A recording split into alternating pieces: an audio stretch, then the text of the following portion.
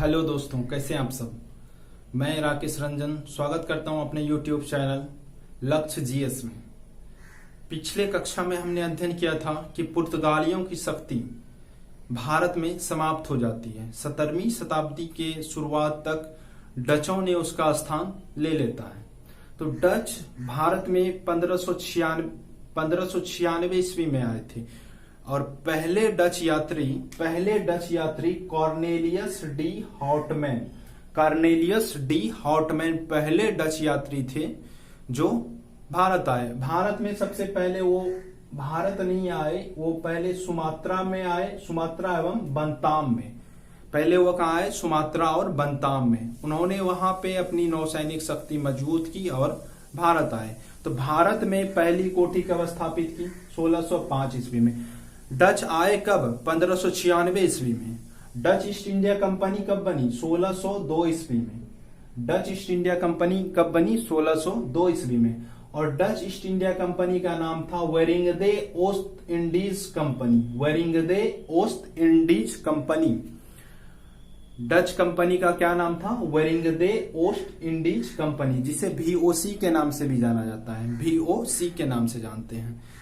शुरुआत में 65 लाख गिल्डर की पूंजी से वोक यानी VOC वेरिंगदे ओस्ट इंडीज कंपनी वोक की स्थापना की गई 65 लाख गिल्डर की प्रारंभिक पूंजी से। तो 1596 ईस्वी में वो पहले सुमात्रा एवं बंताम में आए।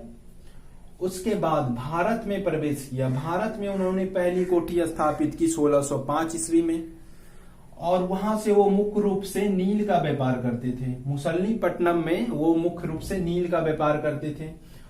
उसके बाद 1610 ईस्वी में पुलिकट में, 1616 में सूरत, 1641 ईस्वी में बिमलीपट्टनम, कराईकल में 1645, चिंसूरा में 1653 ईस्वी में। और चिंसूरा से वस्त्र, सोरा और अफीम का व्यापार करते थे। कासिम बाजार 1658 ईस्वी।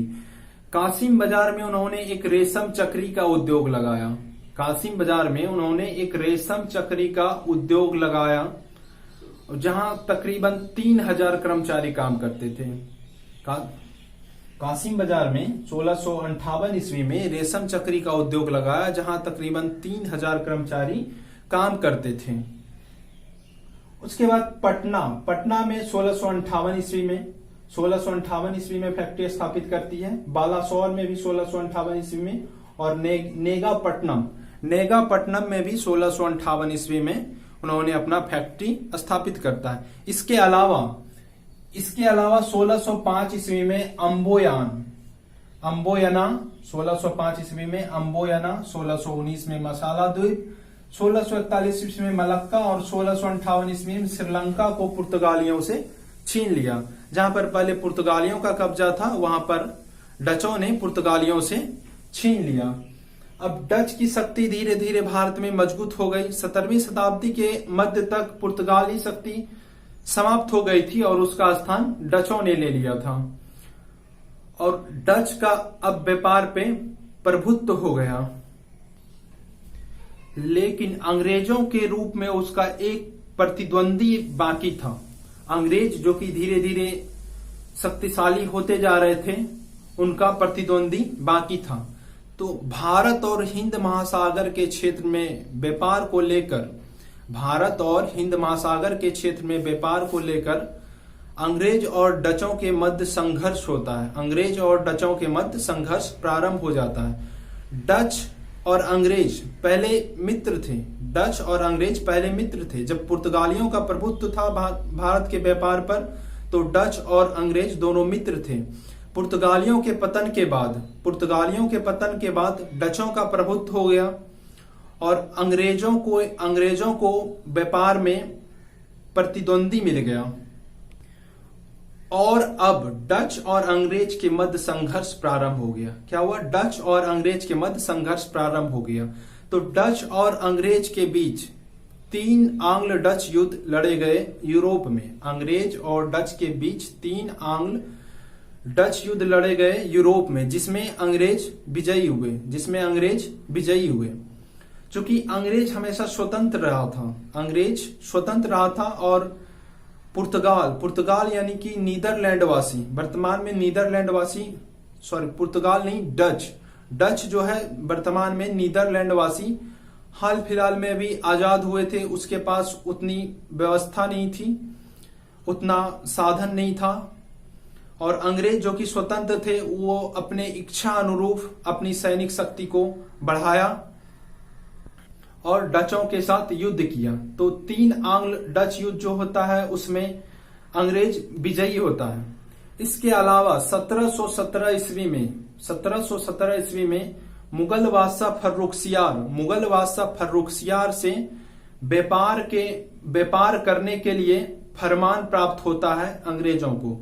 1717 ईस्वी में मुगल बादशाह फर्रुखसियार से व्यापार करने के लिए एक फरमान जारी करता है अंग्रेजों को, जिससे डच की शक्ति और कमजोर हो जाती है।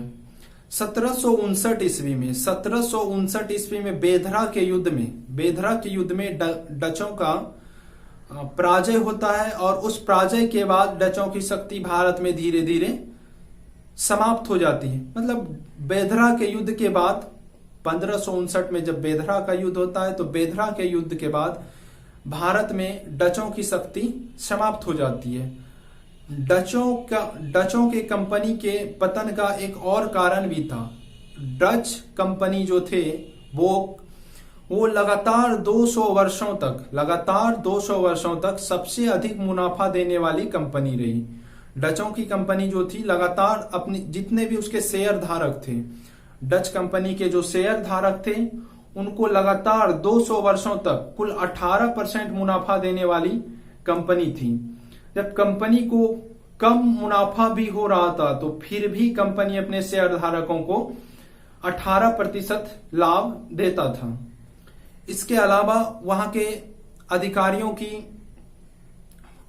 का वेतन काफी कम था, जिसके कारण उसमें असंतुष्टि थी और लगन से कार्य नहीं करते थे,